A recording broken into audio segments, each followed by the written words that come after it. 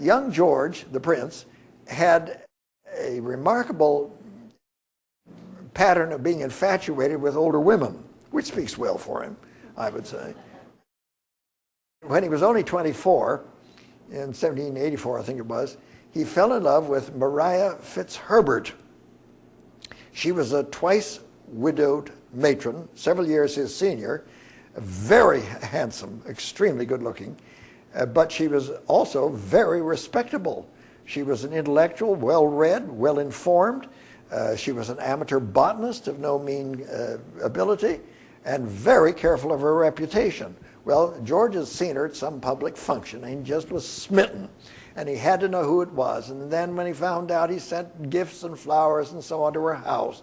And when they met in public, which was seldom, he threw himself at her feet, declaring his love and adoration, and wouldn't, you know what he wanted. Well, she did too.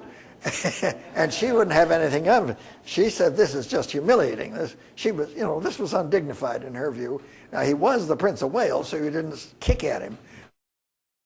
But it was embarrassing to her, and she stopped going out in public, and he continued to pursue her remorselessly.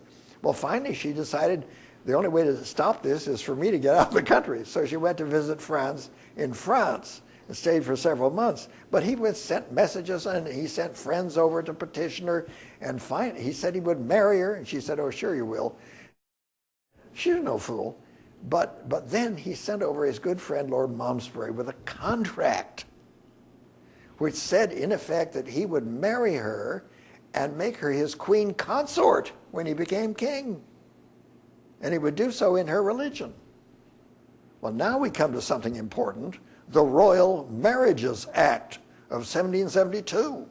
This was pushed through the House by the King George III, his father, which stipulated very clearly that the royal princes who were heir to the throne in succession could not marry commoners, divorced persons, or Catholics.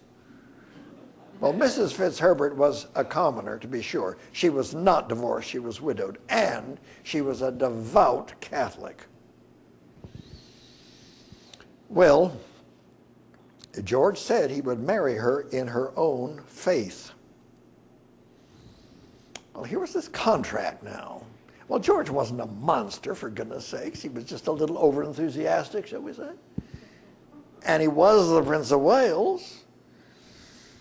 And being queen was not to be sniffed at. So Mrs. Fitzherbert said, "Well, all right." And she returned to London. George arranged everything. The marriage would take place in her townhouse, I think the day she arrived, at midnight, with a priest he had found to perform the ceremony. And no one would know anything about it. It was going to be a complete secret. And nobody did know anything about it until they read the Times the next morning.